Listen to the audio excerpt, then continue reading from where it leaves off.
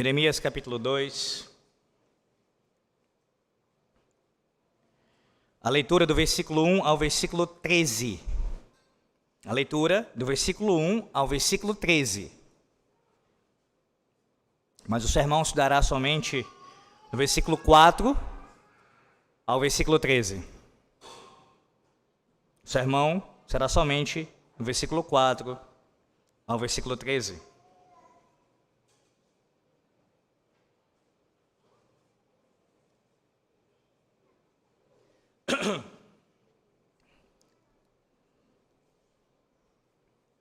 Veja, você ouviu pela manhã do 1 ao 3 e viu ali a lua de mel. Agora, quero que você note, observe bem que essa perícope aqui do 4 ao 13 expõe a apostasia do povo. Mais precisamente, usando a linguagem do casamento aqui, a infidelidade pactual por parte do povo. Ela será descrita agora com seus detalhes. Pelo menos começará a ser assim descrita com seus detalhes, do 4 ao 13. A traição do povo.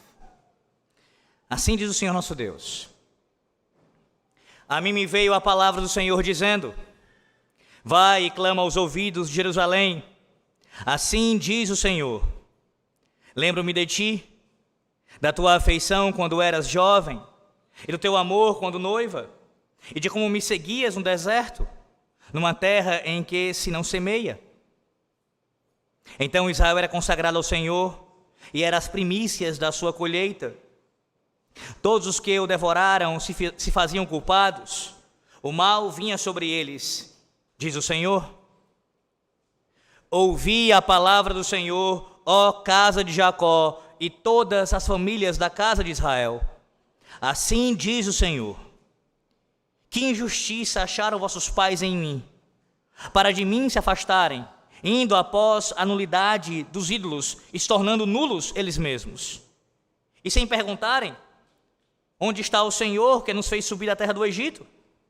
Que nos guiou através do deserto por uma terra de ermos e de covas, por uma terra de sequidão e sombra de morte, por uma terra em que ninguém transitava e na qual não morava homem algum? Eu vos introduzi numa terra fértil, para que comesseis o seu fruto e o seu bem. Mas depois de terdes entrado nela, vós a contaminastes, e da minha herança fizestes abominação. Os sacerdotes não disseram: onde está o Senhor? E os que tratavam da lei não me conheceram. Os pastores prevaricaram contra mim. Os profetas profetizaram por Baal e andaram atrás de coisas de nenhum proveito. Portanto, ainda pleitearei convosco, diz o Senhor, e até com os filhos de vossos filhos pleitearei. Passai as terras do mar de Chipre e vede, mandai mensageiros a Quedar, e atentai bem, e vede se jamais sucedeu coisa semelhante. Houve alguma nação que trocasse seus deuses, posto que não eram deuses? Todavia o meu povo trocou a sua glória por aquilo que é de nenhum proveito. Espantai-vos disto, ó céus, e horrorizai-vos. Ficai estupefatos, diz o Senhor, porque dois males cometeu o meu povo. A mim me deixaram o manancial de águas vivas e cavaram cisternas rotas que não retêm as águas. Amém. Uma das traições clássicas da história foi o assassinato do imperador romano Júlio César, em 44 a.C. Ele e o Senado romano estavam envolvidos em uma disputa crescente, que culminou no ataque violento e a morte do próprio Júlio César. A traição, meus irmãos, ela foi tão icônica que em 1599, William Shakespeare escreveu uma peça sobre ela, intitulada assim, Júlio César. Na peça, um pedinte, que na verdade é uma espécie de adivinho ou de vidente, ele emite um aviso sinistro ao imperador romano, César, dizendo assim: cuidado com os idos de março. a forma romana de fazer referência ao dia 15 de março. Era uma predição do dia da sua morte. O clímax da traição ocorre quando César, rodeado de senadores empunhando facas, vê seu amigo na multidão dos que o atacavam e profere a sua frase icônica, ainda que historicamente questionável, que você deve ter ouvido e até talvez citado essa frase: até tu, Brutus. Até tu, Brutus. Todos nós podemos nos identificar com esse conto clássico. Por quê? Porque a dor da traição, meus irmãos, ela é algo muito comum. Falo para uma congregação cheia de pessoas aqui, que se não todos, talvez a maioria, tenha experimentado tal dor, a dor da traição. Não é apenas um conto, algo que acontece apenas numa história, mas o que é isso? É bem real, é bem presente. O texto dessa noite, meus irmãos, do versículo 4 ao versículo 13, como eu já adiantei antes da leitura, nos mostra exatamente isso. Uma traição está sendo descrita diante dos nossos olhos, e é a pior traição que pode acontecer. Sim, uma traição contra o Deus Todo-Poderoso. Aquele que criou todas as coisas, que não apenas fez o seu povo como seres humanos que são formados pelo Senhor, criados pelo Senhor do polo da terra, mas são do Senhor duas vezes porque foram remidos pelo Senhor, foram salvos pelo Senhor, pertencem nesse sentido ao Senhor duas vezes. Então perceba, o tamanho da traição aqui é uma traição cósmica. O Deus eterno sendo repudiado. O Deus eterno, gracioso e misericordioso, sendo abandonado. Como um marido que é deixado pela sua noiva infiel, que não age de forma a cumprir os seus votos matrimoniais, mas pelo contrário, o rejeita, o nega, e quebra assim a aliança que havia sido estabelecida com ele. Mais uma vez, a proposição principal é a mesma de todo o capítulo 2, eu vou lembrá-lo nessa noite.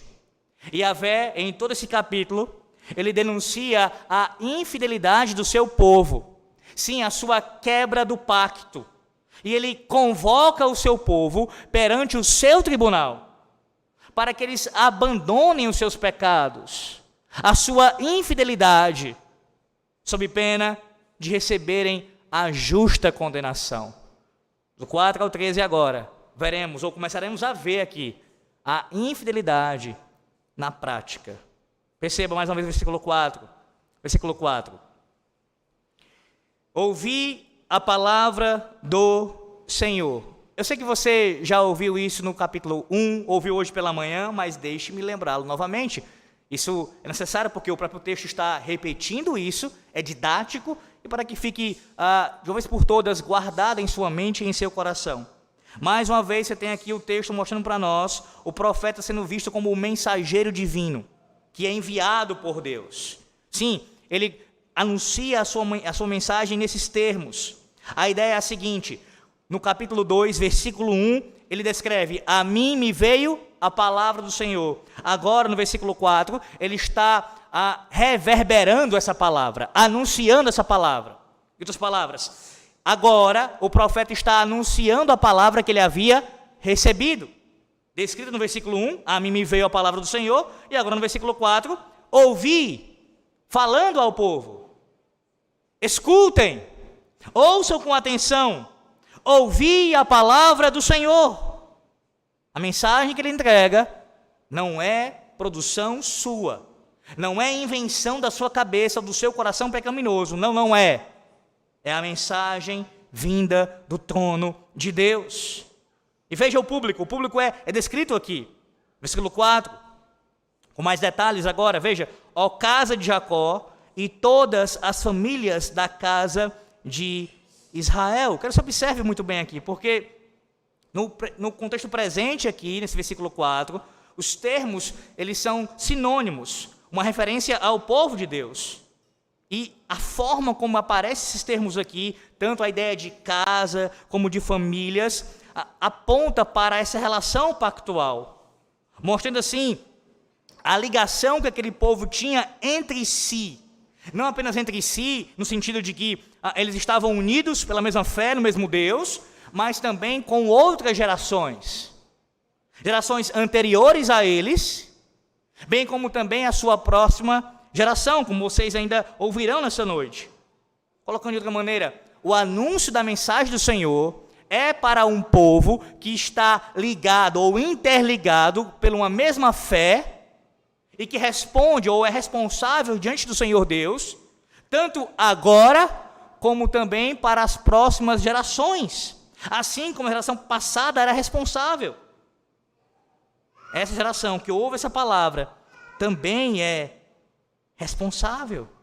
O presente oráculo aqui, meus irmãos, inclusive, e há quem entenda dessa forma, comentaristas que entendem dessa forma, ele talvez tenha sido pronunciado numa festa da aliança, em que os membros de Judá foram tratados como representantes de todos os clãs da comunidade de Israel. Então, provavelmente, alguns comentaristas entendem isso, que o anúncio, a primeira mensagem que Jeremias prega, ela é proclamada num contexto de uma festa, de uma das grandes festas do calendário litúrgico de Israel. Então, imagine aqui, se realmente é isso que está acontecendo. Ele está anunciando a palavra de Deus num contexto festivo, onde o povo se reúne para ali, supostamente, adorar ao Senhor Deus. E aí no versículo 5 ele começa agora a expor a apostasia de Israel. Veja, versículo 5. Assim diz o Senhor: que injustiça acharam vossos pais em mim. Você sabe o que é uma pergunta retórica, não sabe? O que é uma pergunta retórica? Ora, uma pergunta retórica, ela não exige uma resposta, ou colocando melhor, a resposta ela é óbvia. Ela é óbvia. A resposta aqui teria que ser dada com um sonoro: nenhuma injustiça. Não havia injustiça. Jamais foi encontrada injustiça no Senhor Deus. Essa pergunta, meus irmãos, ela é feita assim com um tom de tristeza e ao mesmo tempo com um tom de perplexidade aqui. A ideia é que Deus, através de Jeremias, desafia o povo para que venha a encontrar nele algum tipo de injustiça. Não há. Deus, como a sua palavra diz, ele é fiel. Nele não há injustiça alguma. Deus é justo, Deus é reto. É assim como ele se revela. A resposta aqui não pode ser outra a não ser nenhuma. Não encontramos nenhuma injustiça. Ora, e uma vez que essa seja a resposta, ou seja, de que não há injustiça em Yahvé, logo, o comportamento pecaminoso de Israel torna-se o quê? Algo irracional e injustificável. Injustificável. Eles não tinham razão para agirem assim. Não tinham.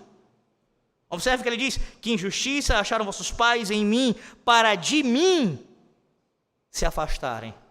Meus irmãos, a consequência de uma atitude crítica para com o Senhor, de desobedecer aos seus mandamentos, é exatamente essa aqui descrita. A pessoa, e nesse caso aqui todo um povo, se torna espiritualmente distante do Senhor e indiferente a Ele. A distância é um tema tratado na Bíblia. Você pode observar isso em muitos salmos. Só que, normalmente nos salmos, a metáfora espiritual usada ali com relação ao distanciamento é Deus se distanciando, ou no caso, por exemplo, virando o seu rosto de uma forma contrária ao povo, como um ato de disciplina, como um ato de juízo contra o povo. Aqui, no versículo de número 5, o processo é inverso. Está em operação aqui. O povo menospreza o Senhor, tudo aquilo que Deus tinha feito por ele e menospreza o Senhor, se afastando do Senhor, Mas perceba que o modo deste afastamento é descrito também. Observe, versículo 5 ainda. Como é que eles se afastaram? Indo após a nulidade dos ídolos e se tornando nulos eles mesmos. Como eu expliquei pela manhã, no versículo 2 deste capítulo, esse é um tema comum no capítulo 2, a ideia de seguir, de ir após. Essa ideia de seguir, de ir após, denota um compromisso pactual. Colocando aqui em termos bem claros, o povo com quem Deus tinha estabelecido uma aliança, quebrou este pacto e estava agora comprometido, ou se comprometendo com falsos deuses. E como é que você comprova isso? Eles estavam seguindo aos falsos deuses, indo ao encontro desses falsos deuses e seguindo os seus caminhos. É o que está acontecendo aqui. Não apenas isso, perceba também aqui a descrição dos falsos deuses, dos ídolos aqui. A ideia aqui de nulidade dos ídolos é de ídolos sem valor. Ídolos sem valor. A palavra usada para se referir a estes ídolos aqui no original hebraico é a mesma expressão que aparece constantemente no famoso livro de Eclesiastes. Vaidade de vaidades. Mas ela também é usada para descrever a natureza que é irreal dos ídolos pagãos e da natureza pagã, da adoração pagã. Ou seja, ela descreve aquilo que não é Deus. O termo, meus irmãos, ele expressa a natureza ilusória dos ídolos pagãos, que apesar da sua fisicalidade, ou seja, apesar de poderem ser vistos, apalpados, poderem ser tocados e até carregados, eles não tinham nenhuma realidade espiritual, nenhuma substância. Como cantamos aqui, como lemos e cantamos nessa noite, ídolos mudos. Porém, embora não houvesse realidade substantiva por detrás dos ídolos, o efeito de adorá-los certamente não era neutro. Tal adoração, meus irmãos, ela tendia a tornar aqueles que adoravam como objetos da sua adoração, deixando-os de uma maneira espiritualmente ineficazes e sem valor para Deus. A religião cananita, ela via os deuses por detrás dos ídolos como seres a serem manipulados. Guarde muito bem essa informação. E não inculcava nenhum senso de dever moral em seus adeptos. Por causa disso, por causa dessa influência pagã, ou seja, de poder manipular os seus deuses e de não ter nenhuma obrigação de seguir ali a mandamentos impostos por eles, esse falso entendimento sobre divindade influenciou o povo. E assim trouxe uma degeneração à verdadeira religião. O povo da aliança foi contaminado mediante a associação com esse falso sistema religioso. Além disso, e talvez você consiga ter pelo menos uma ideia agora em nosso vernáculo, no final do versículo 5, no original hebraico, você tem aqui um jogo de palavras. Sim, mais uma vez, isso é muito rico em Jeremias, como eu tenho falado para vocês. Essa expressão poética no texto original hebraico, quando ele diz, indo após a nulidade dos ídolos e se tornando nulos eles mesmos. Há um jogo de palavras aqui, que é difícil de colocar isso em nosso idioma, em nosso português, mas a ideia seria mais ou menos essa. Aqueles que adoram ídolos, ou aqueles que adoram aquilo que é sem valor, eles mesmos se tornam sem valor. Tentando traduzir isso de alguma maneira, aqueles que adoram algo que não tem valor algum, se tornam eles mesmos fúteis, sem valor algum. Também, a palavra usada aqui, que é a palavra rebel, ela é a forma hebraica do nome de Abel. E, meus irmãos, esta é uma descrição daquele que desaparecerá rapidamente, depois de uma vida passageira. E no contexto aqui, fútil. Percebe a descrição aqui que Deus faz através do seu profeta do que é a idolatria, do quão fútil é o pecado, a prática da idolatria. Meus irmãos, a declaração do final do versículo 5, assim como cantamos no Salmo 135, e a Bíblia ecoa isso do começo ao fim, como um teólogo, um erudito do Novo Testamento colocou isso no título do seu livro, não é nada menos do que a expressão, você se torna aquilo que você adora. É exatamente o que a Bíblia está dizendo aqui. Você se torna aquilo que você adora. A quem você presta culto? A quem você segue? A quem você se submete às ordens? Ora, com quem mais você se relaciona? Com quem você, ou a quem você adora, certamente isso vai moldar o seu caráter. Vai trazer influência sobre você e sobre todas as áreas de sua vida.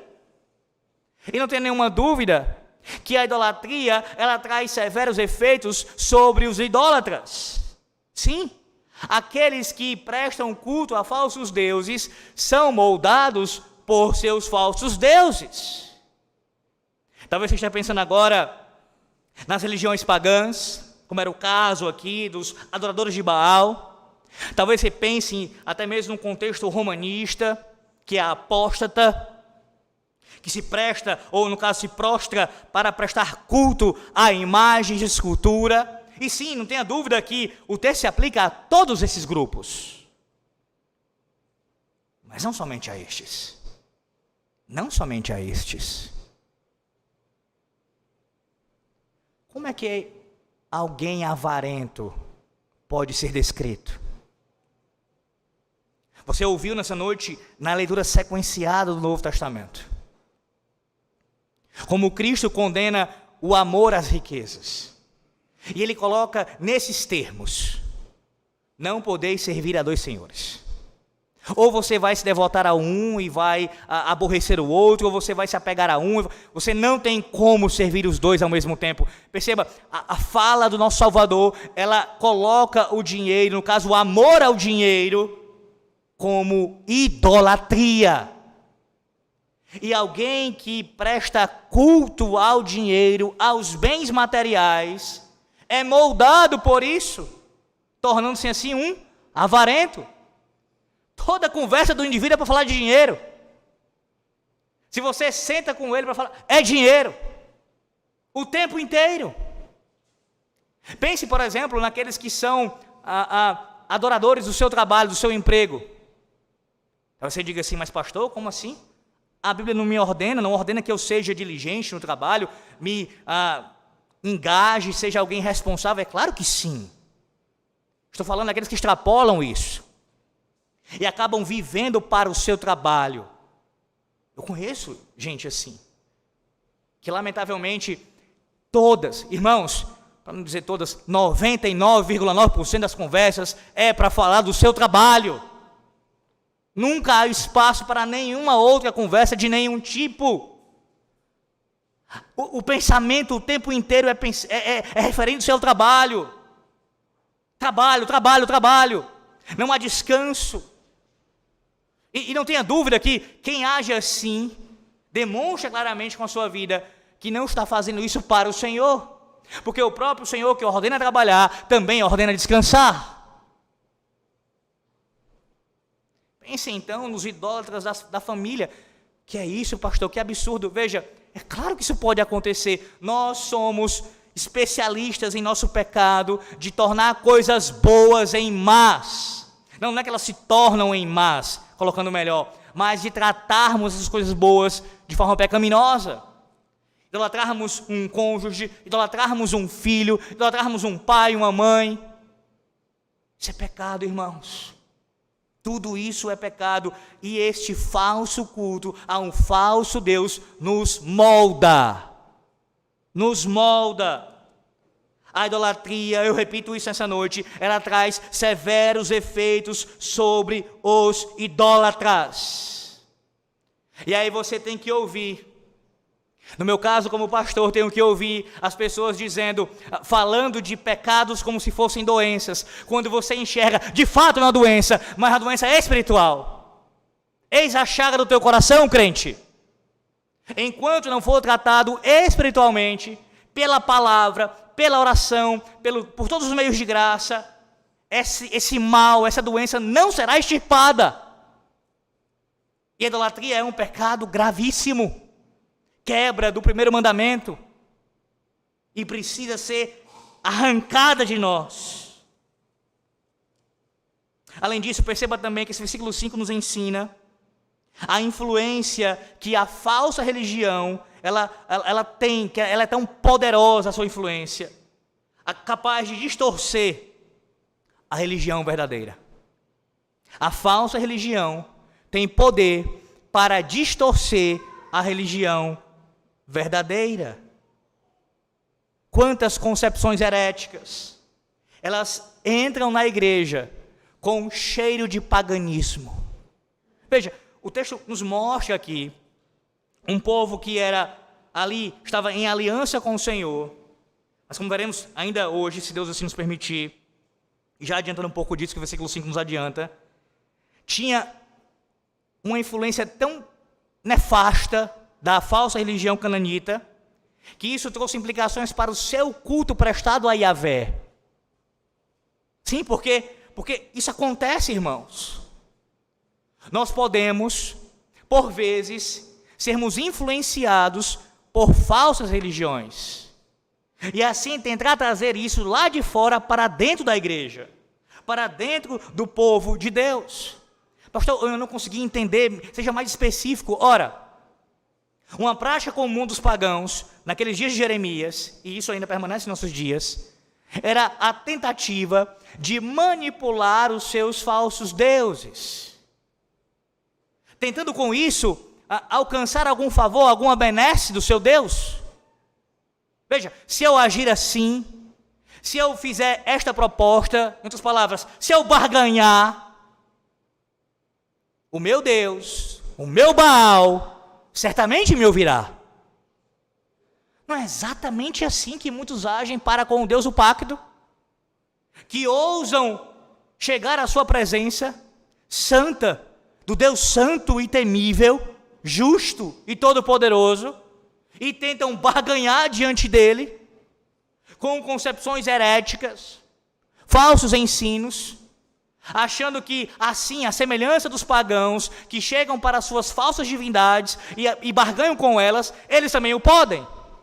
Como se Yahvé pudesse ser manipulado, pudesse conformar aos nossos padrões, pudesse de alguma maneira submeter a minha vontade. Veja, se eu calcular dessa forma, se eu seguir esses passos aqui, se eu agir dessa maneira, certamente ele me ouvirá. Que loucura! Que loucura é ter uma mente, um coração moldado por falsas religiões, e pior ainda, tentar implementar o seu sistema religioso falso e pagão dentro da religião verdadeira. Isso acontece especialmente com relação ao culto, como ainda veremos. E ainda por último, antes do versículo 6, note como esse versículo 5 nos ensina como a idolatria ela conduz a uma vida passageira e fútil. Ou não é assim que você que tem o conhecimento de Cristo, você que tem o Santo Espírito habitando na sua vida, dentro do seu ser, não é assim que você olha para o idólatra? Não é assim que você olha para ele, não? E veja, eu não estou dizendo com isso que você não deve ter compaixão dele, é claro que deve ter misericórdia da sua vida. Só que uma coisa não anula a outra. É a nossa percepção, é o nosso discernimento. Nós olhamos para os idólatras e vemos, constatamos o quão fútil é a vida deles. O quão fútil. Pessoas que se entregam aos prazeres, pessoas que se entregam à vida de devassidão, pessoas que se entregam aos seus ídolos. Pense nas filas quilométricas para poder ver o seu artista tão querido. Quantas horas, quanto tempo gasto, quantos perigos enfrentados para só ter ali a possibilidade de conseguir algum autógrafo. Você não acha isso fútil? Você não considera isso vão? Você não declara como o pregador em Eclesiastes, vaidade de vaidades? O mesmo é com relação àqueles que adoram e idolatram esportistas, cantores e tantos outros. Irmãos, tudo isso a Bíblia coloca como fútil. Eu me refiro especificamente à idolatria. Estou dizendo que alguém não possa ouvir a música, apreciar uma arte e assim ver ali algo belo. O ponto não é esse, eu estou falando da idolatria. Gostar e praticar um esporte, estou falando da idolatria. A idolatria é vã, é fútil. Quantas horas gastas em coisas que não têm peso de eternidade, valor eterno? Quantas horas? Quantas horas? Atente muito bem para isso, porque o versículo 5 aqui, somente esse versículo aqui, o Senhor Deus fala pelo seu profeta ao seu povo, falou naqueles dias e fala agora a você, descrevendo a natureza da idolatria. Então pense 2, 3 mil vezes, quando o teu coração enganoso e pecaminoso, assim como o meu, se inclinar à adoração de falsos deuses. Pense na futilidade que isso é. Versículo 6, veja agora o versículo 6. O catálogo aqui da má conduta do passado continua e se expressa dessa maneira, versículo 6. E sem perguntarem, onde está o Senhor? Meus irmãos, embora uma pergunta semelhante seja sempre encontrada nos lábios dos pagãos, quando eles costumam, de forma jocosa, ridicularizar o povo de Deus, ou seja, perguntando sobre o seu Deus, onde está o seu Deus? O que é apresentado aqui é a negligência daquilo que é essencial à prática da fé, da verdadeira piedade. O elo, no capítulo 2, versículo 8, veja, versículo 8, aparece também essa expressão. Pode sugerir, segundo alguns comentaristas, que em parte o vocabulário aqui descrito era um vocabulário pronunciado no contexto litúrgico naqueles dias. Sim, da adoração do povo de Deus ao Senhor.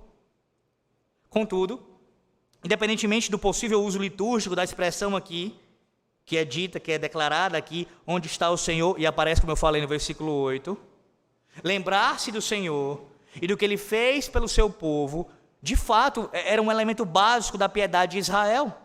Isso aparece em outros textos bíblicos, como Deuteronômio capítulo 8, versículo 2, no Salmo 105, verso 5, no Salmo 106, verso 7, não apenas como um tributo pelos benefícios recebidos anteriormente, mas como uma invocação da intervenção e do auxílio do Senhor nas contínuas dificuldades, lembrando do Senhor.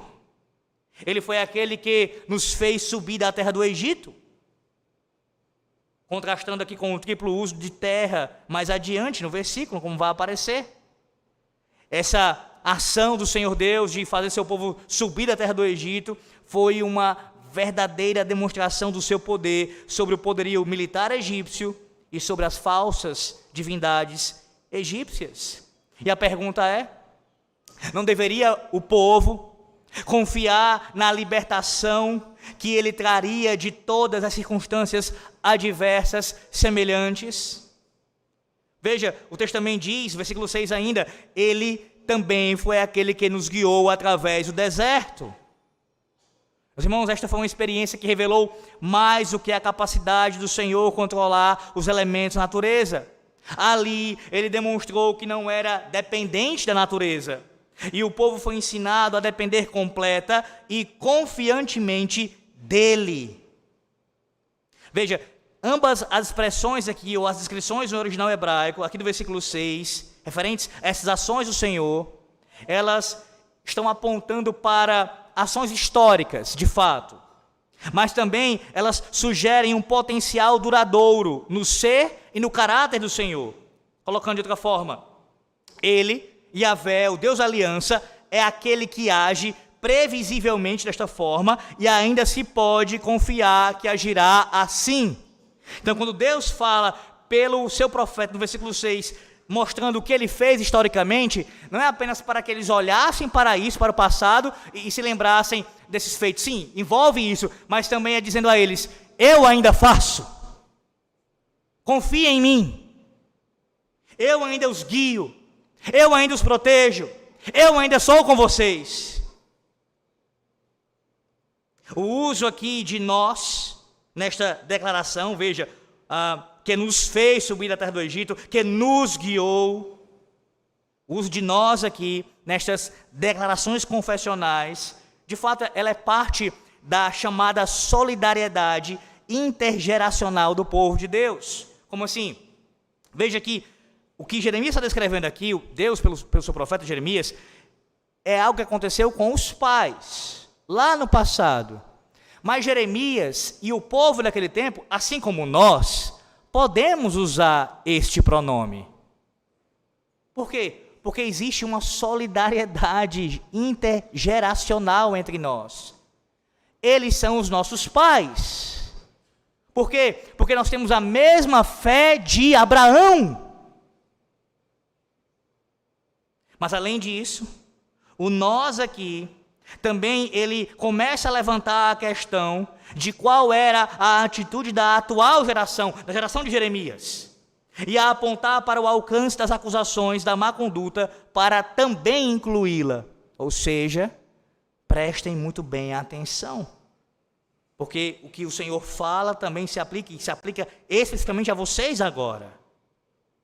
Observe também aqui como ele coloca de forma estruturada a palavra terra aparecendo 3 vezes aqui. Veja, que nos guiou o deserto por uma terra de ermos e de covas, por uma terra, de novo, de sequidão e sombra de morte, por uma terra em que ninguém transitava e na qual não morava homem algum.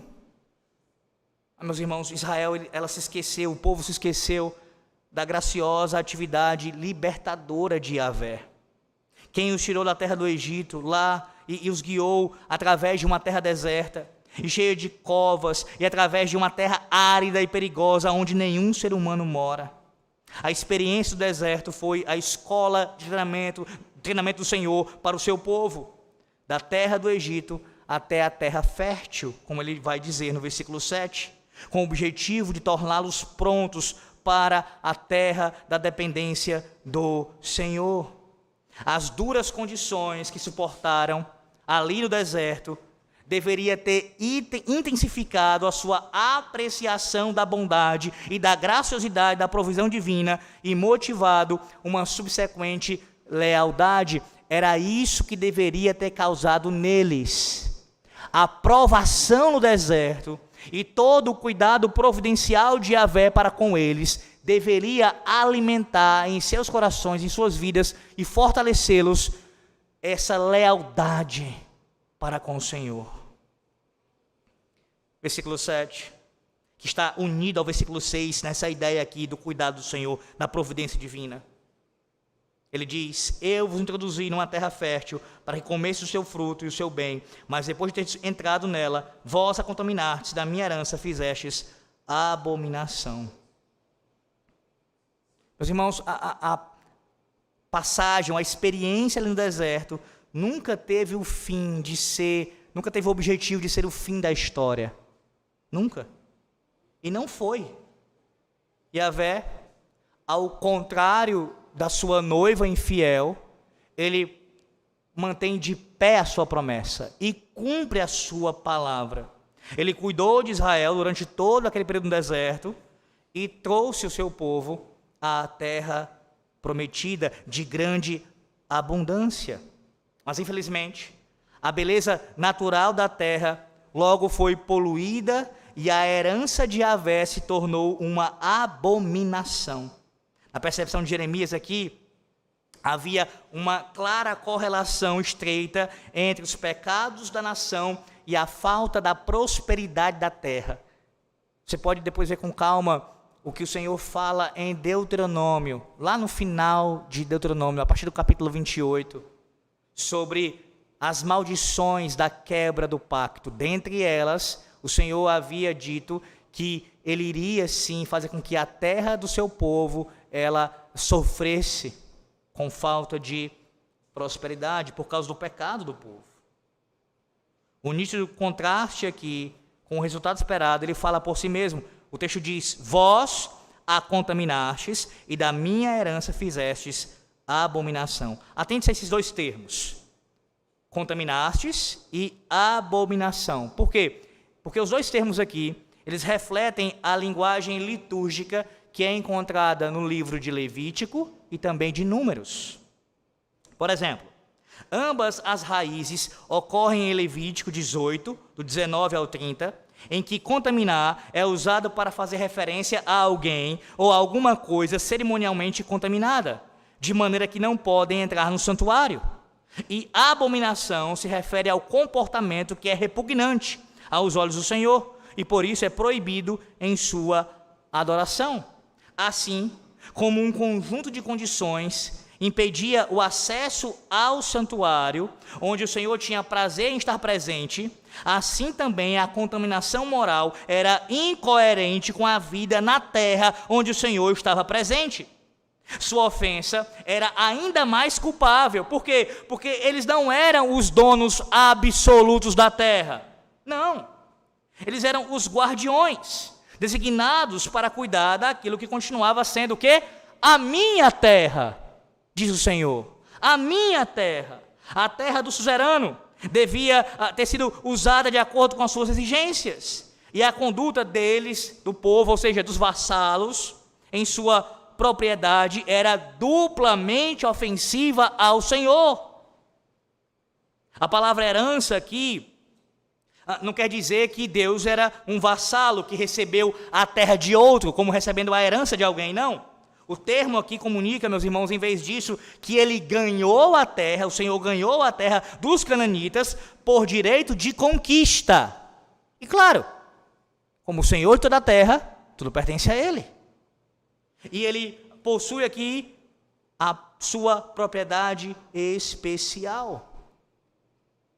Minha herança não é uma herança que Deus transferiu absolutamente a Israel, mas uma herança na qual ele lhes deu o direito de se instalarem como seus inquilinos, ou usando uma linguagem teologicamente bastante comum entre nós, eles eram mordomos.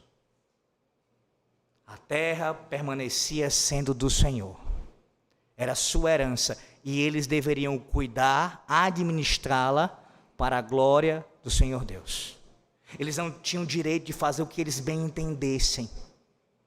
Veja, eles estavam prestando culto a falsos deuses, se prostituindo espiritualmente na terra do Senhor. Do Senhor. Seus pais tinham ficado tão enfeitiçados pela nulidade e pela frouxidão moral da adoração aos ídolos, que se esqueceram não somente das bênçãos passadas do Senhor ao seu povo, mas também da exigência contínua de buscar a presença do Senhor em cada área de suas vidas. Percebe o que está acontecendo aqui no versículo 6 e 7, nesses versículos? Basicamente é o seguinte: o Senhor está dizendo para eles, e alguns aqui ouviram isso recentemente, na última quinta-feira. Se você não ouviu ainda, eu peço que você escute, está no Spotify, da nossa igreja.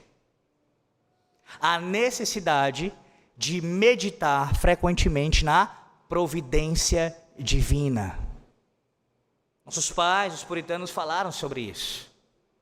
É importantíssimo que nós, à luz da palavra de Deus, meditemos na providência do Senhor nosso Deus. E o que está... Como assim, pastor? Onde a gente vê isso? Veja, o Senhor está apontando para a sua providência no passado, as ações históricas do Senhor lá no passado, a sua obra da redenção, e fazendo-os lembrar disso. Se eles tivessem meditado nisso, meus irmãos, se lembrado, não apenas lembrado, mas meditado mesmo, refletido a respeito do que o Senhor Deus fez no passado, das implicações, do fato de que Deus tinha a sua terra, é dele a terra.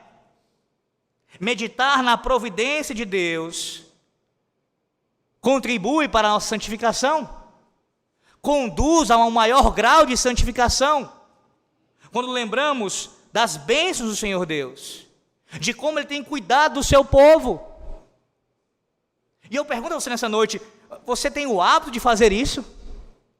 Não apenas olhando para o que Deus fez lá na antiga aliança, e também fez no início da nova aliança, e em toda a história da igreja até os nossos dias, mas além de tudo isso, você medita na providência de Deus com relação à sua vida particularmente, olha para o passado, olha para o início da sua caminhada, na verdade, volte mais, volte ao mesmo período em que Jeremias se encontrava e que todos nós já nos encontramos, quando Deus, antes mesmo de nós termos sido concebidos no ventre de nossas mães, já se relacionava conosco.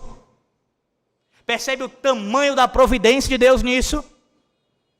E de como você foi concebido, e de como Ele cuidou de você no ventre da sua mãe, e lhe deu ali total condição de você poder sair de lá, e ser amparado, e ser cuidado, a despeito dos pecados daqueles que cuidaram de você, das falhas.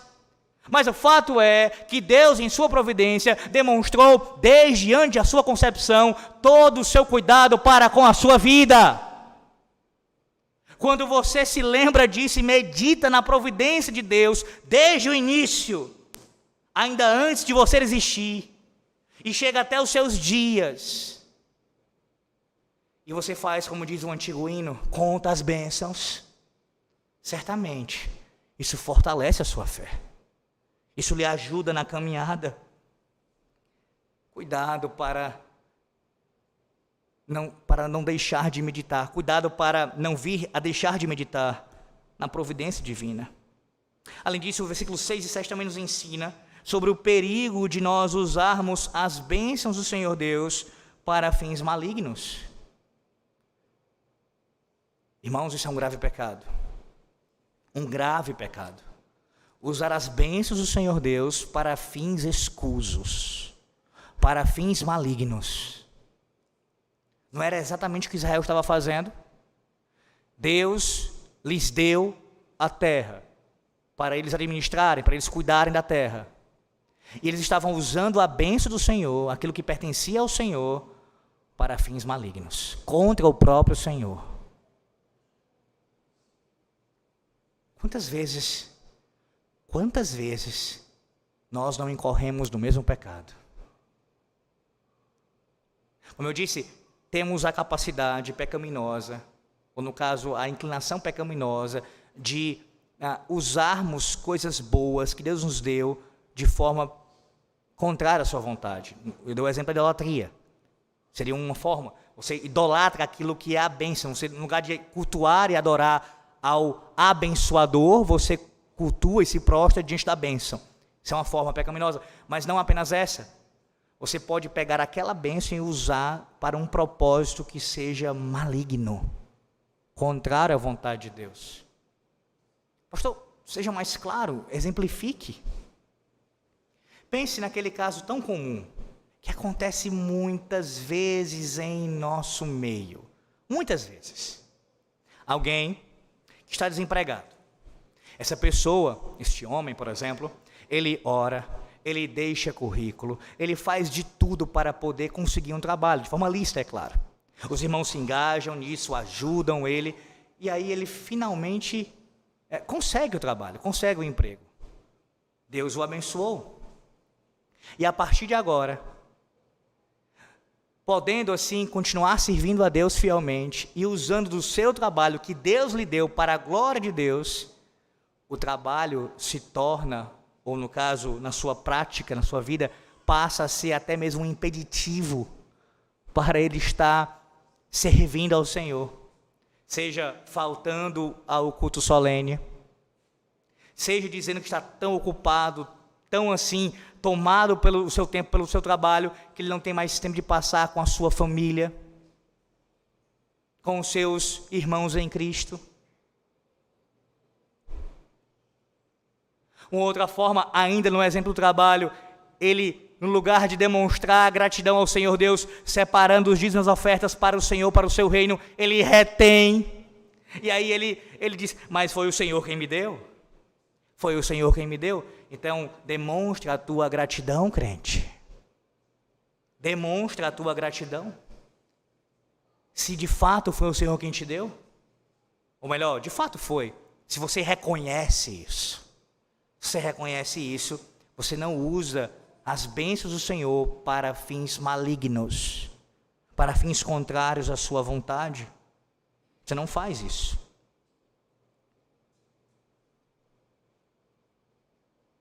Você acha mesmo que pode fazer uso, ou uso, como você bem entende, daquilo que pertence a Deus? Você não pode fazer o uso que você bem entende do seu casamento, dos seus filhos, dos seus bens, do seu trabalho, de nada. Porque tudo que você é e tudo que você tem pertence ao Senhor Deus. Como Ele diz aqui ao seu povo, minha é a terra. Ele diz a nós essa noite,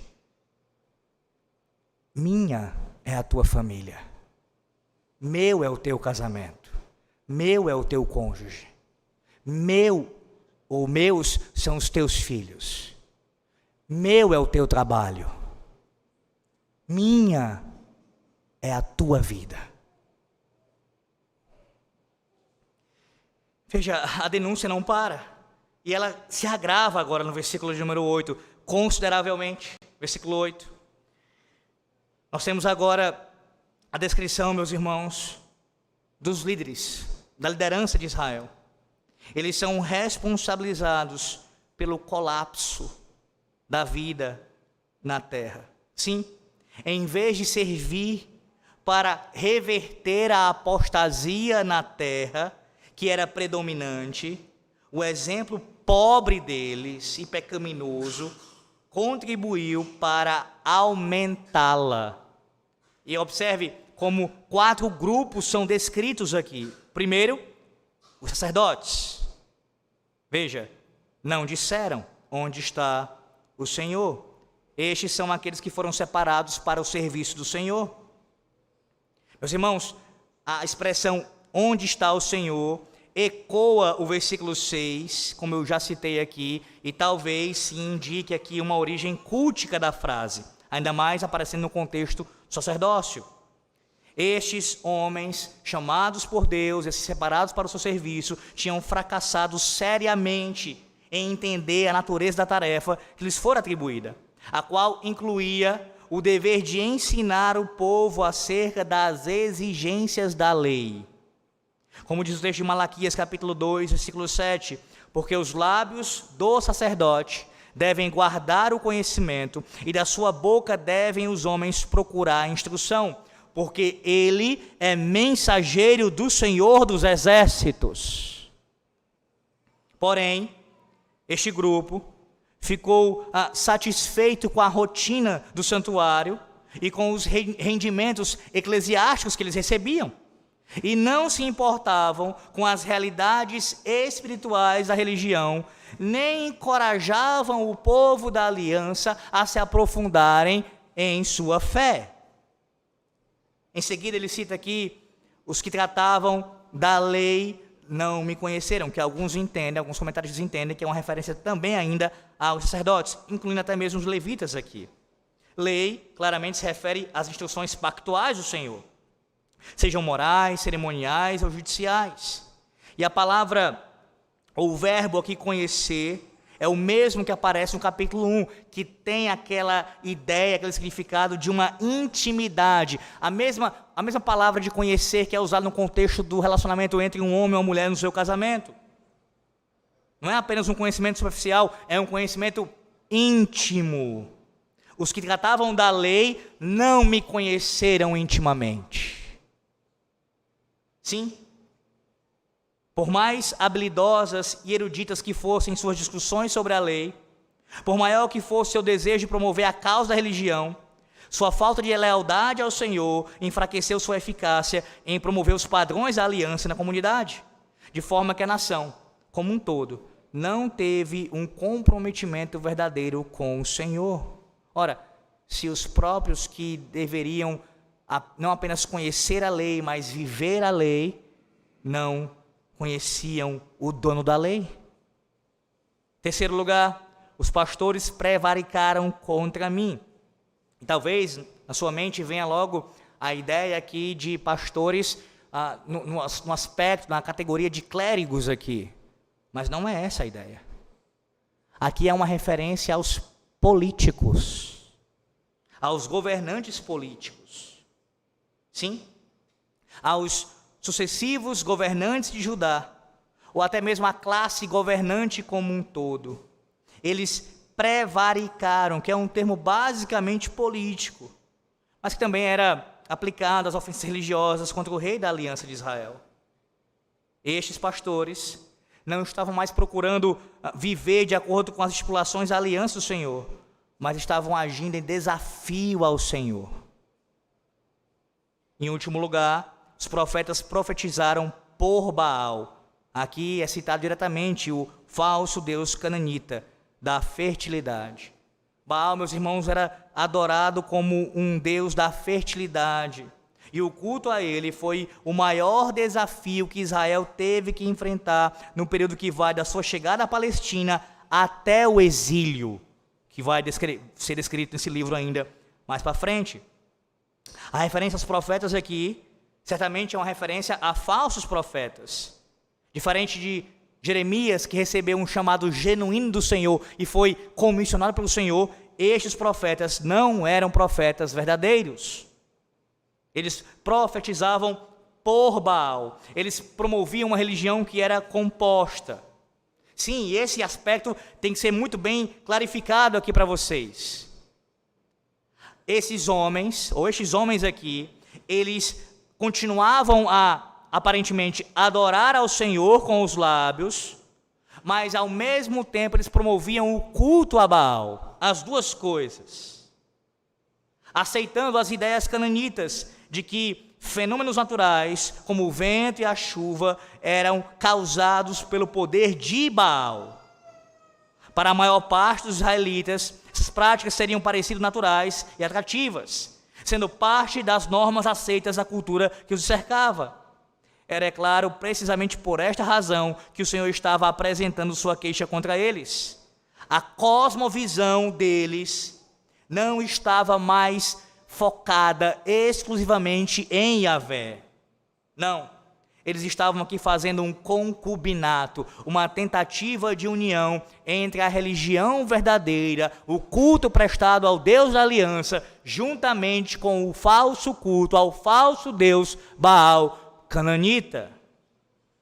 E o texto ainda diz, o que aqui aparece nessa tradução, e andaram atrás de coisas de nenhum proveito, fazendo uma referência aos profetas, aos falsos profetas, mas que alguns estudiosos também entendem que pode ser uma referência a todos os quatro grupos aqui. Ou seja, a adoração aos ídolos, ela não trazia nenhum benefício aos seus adeptos, apenas o problema envolvido em seus rituais. Irmãos, diante desse versículo 8, que é tão pesado, vocês conseguem perceber o perigo de uma liderança corrompida?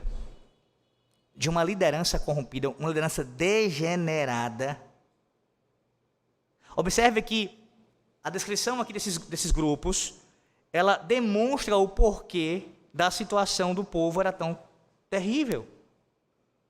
Os próprios líderes estavam desviados. E aqui você tem menção tanto aos religiosos, bem como também aos políticos. As duas classes, os sacerdotes e os governantes. A igreja, ou seja, o seu aspecto eclesiástico aqui, no caso a liderança, bem como também o magistrado civil.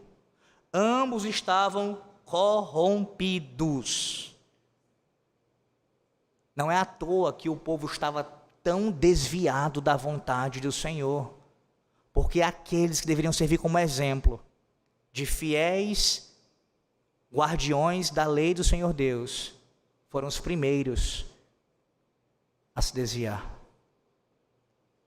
Você consegue enxergar a mesma realidade em nossos dias? A mesma realidade em nossos dias? Isso não justifica o pecado do povo, de forma nenhuma, líderes corrompidos, mas explica o porquê de estarmos tão distantes do Senhor. Em nossos dias não há quem diga: onde está o Senhor? Pelo contrário, eles se esqueceram de Deus. Veja como a nossa nação se encontra, pensando primeiramente no aspecto político.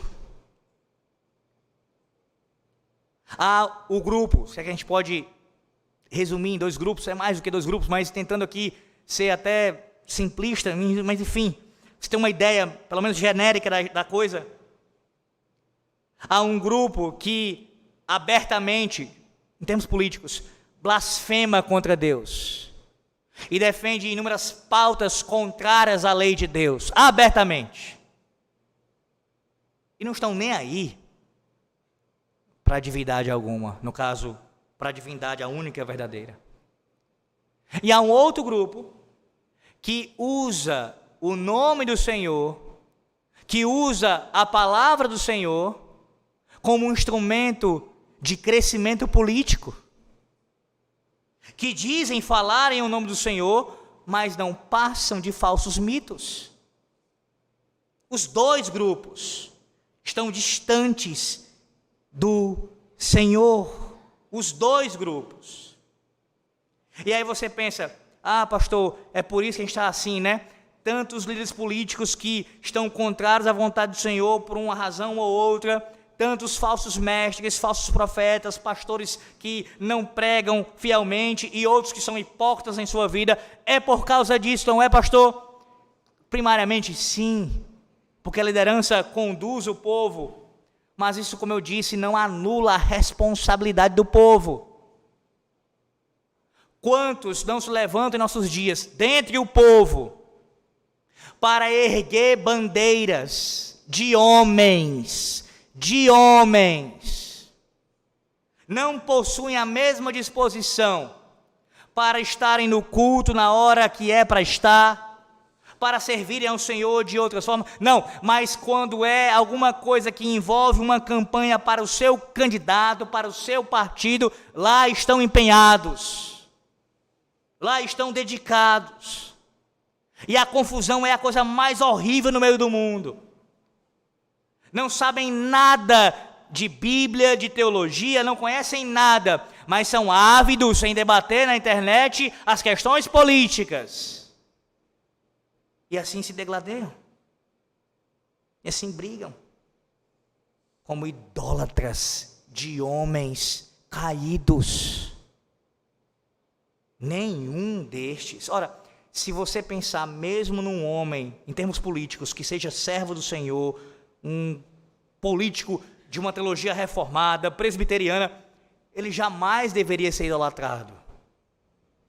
Quanto mais os bezerros de ouro que são forjados por Satanás através destes que assim o seguem. Sim, o povo também é culpado, porque deveria denunciar o pecado dos líderes e não ficar defendendo de forma partidária, sejam os seus políticos de estimação ou então os seus falsos profetas de estimação. É lamentável, meus irmãos, que a gente possa ainda ver isso em nossos dias. Eu preciso parar aqui, devido ao nosso horário já. Mas deixe-me lembrar a você acerca do que eu disse no início. E lhe fazendo uma pergunta sobre isso. Você já foi traído? Você já foi traído? Talvez você diga: eu fui traído, pastor, por um político. Eu fui traído, pastor, por um amigo.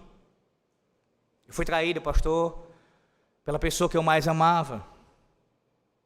Como é que você se sentiu quando isso aconteceu? Como é que você se sentiu quando você descobriu a traição? Agora pense, depois de refletir rapidamente sobre isso, agora pense em quão hediondo é um ato de traição cometido contra o Deus Santo. Se isso é algo ofensivo a você, e que de fato você sente a dor, e é impossível não sentir, agora, por um momento, tente imaginar o quão terrível é a traição contra o Deus Santo, justo, bom. Talvez você contra-argumente, mas pastor, é porque o senhor não sabe o que foi que eu passei. Não tem ideia do que eu tive que enfrentar. Nenhuma traição que você ou eu enfrente, a tenha enfrentado ou venha a enfrentar, ela pode ser comparada com a descrita no capítulo 2 de Jeremias. Porque ainda assim continua sendo uma traição de um pecador contra um pecador. Aqui é uma traição de pecadores contra o Deus Santo. Então nada pode ser comparado com isso. E há uma traição que muito mais do que a mencionada no início do sermão aqui, com relação a Júlio César, que é muito mais icônica, muito mais lembrada ao longo da história, e que está registrada nas páginas das Sagradas Escrituras. Traição esta, que dentre outras coisas, serve para nos ensinar que o nosso Deus, Ele se compadece de nós. E que assim como você diz, eu já fui traído de forma tão terrível e tive que lidar com esse sofrimento e até hoje eu vivo as consequências dessa traição, o Senhor Jesus Cristo te lembra nessa noite: eu já fui traído. Eu já fui traído. Eu fui traído por um dos meus discípulos.